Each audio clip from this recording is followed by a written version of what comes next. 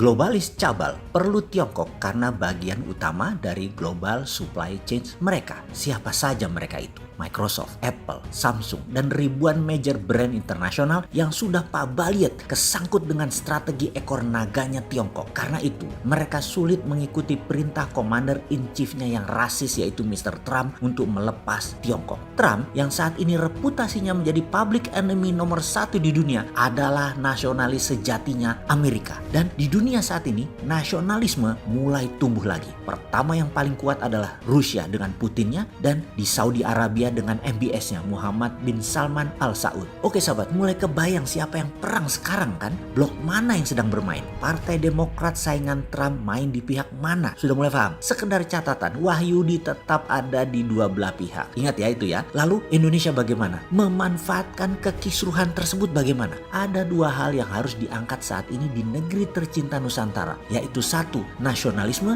2. Deglobalisasi. Apa yang harus kita lakukan? Mulai dari mana kita itu? Oke, kita bantu negara kita yang tercinta ini. Sehubung si Bosman ini adalah orang paling getol mengingatkan akan pentingnya nasionalisme, pentingnya Pancasila, dan harus membangun ekonomi kerakyatan, maka secara jelas saya akan uraikan apa yang akan kita kerjakan. Sahabat, kita menengok sebentar ke KEK, kawasan ekonomi khusus. Misalnya yang berlokasi di Kendal. Saat ini kalau dihitung per kepala GDP di kawasan KEK itu yang langsung serta tidak langsung menghidupi 500.000 orang, ternyata mencapai angka 20.000 US dollar GDP per kapitanya atau 5 kali dari GDP per kapita nasional. Atau kita lihat kawasan Jababeka yang memiliki 1 juta populasi, di mana GDP per kapitanya mencapai 35.000 US dollar atau senilai hampir 9 kali dibandingkan GDP per kapita nasional. Saat ini sahabat, ada 50 wilayah KEK di seluruh wilayah Indonesia yang belum bisa berjalan dengan baik. Mengapa belum bisa berjalan dengan baik? Karena masih pakai old system. Dan kita tahu old system doesn't work. Kalau mau masuk ke tatanan dunia baru atau the new normal, ya harus berubah. Kita harus berani merubah sistem administrasi bernegara. Apa yang kita harus rubah? Pertama, jadikan wilayah itu adalah KEK, kawasan ekonomi khusus itu adalah wilayah daerah otorita selama 50 tahun. Kedua, ada free tax selama waktu tertentu atau tax holiday. Misalnya, heavy industry 10 tahun bebas pajak. Untuk industri ringan 5 tahun bebas pajak. Untuk daerah pengembangan wisata 25 tahun bebas pajaknya. Untuk strategic industri dan manufaktur 25 tahun bebas pajak dan lain sebagainya tergantung kemanfaatan jangka pendek, menengah atau panjang.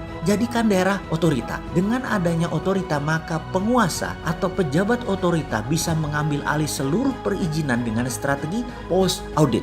Oke, ini saya dijelaskan di tempat lain ya, sing sabar. Kita lanjut. Kemudian gunakan project based financing dan asset based financing dengan nilai sampai 500% dari nilai jaminan. Misalnya begini, seseorang mau bangun pabrik garment, punya tanah 10 hektar di kawasan KEK tersebut. Nilainya katakanlah 10 miliar. Maka pinjamannya dari SKK Keuangan atau Satuan Kerja Khusus Keuangan, ini departemen baru, adalah bisa meminjamkan uang 5 kali lipat atau 500% dari nilai aset. Ini adalah teknik menggunakan MMT, Modern Monetary Theory, dan ini gunakan sesuai untuk membangun proyek tersebut. MMT tadi menggunakan rupiah bergambar presiden dan Pak Wakil Presiden yaitu Pak Jokowi Ma'ruf yang berlaku hingga akhir jabatan beliau berdua. Yang ketika mendekati akhir jabatan, uang tersebut bisa ditukarkan ke Bank Indonesia dengan nilai yang sama. Hanya ketika tidak dikembalikan tepat waktu tersebut, maka dianggap hangus dan nilainya nol. Sekali lagi, uang itu hanya berlaku di KEK tersebut, di wilayah kawasan ekonomi khusus tersebut masing-masing. Dengan demikian, diharapkan ada 50 juta populasi tinggal di 50 KEK tersebut. Alias, satu wilayah KEK akan menampung 1 juta populasi yang GDP-nya dalam 4 tahun ke depan akan naik menjadi 16.000 per kapita atau 4 kali GDP nasional pada saat ini. Dan menjadikan secara nasional dalam 4 tahun ke depan, GDP per kapitanya adalah 9.000 dolar. Kemudian di tahun 2030 Indonesia dengan strategi ini pasti akan masuk GDP nasionalnya ke 16.000. Dikalikan jumlah populasi saat itu, maka sudah pasti Indonesia adalah negara nomor 3 terbesar di dunia ekonominya. Jadi sekarang tunggu apa lagi? Yuk kerjakan, bangun KEK berbasis MMT.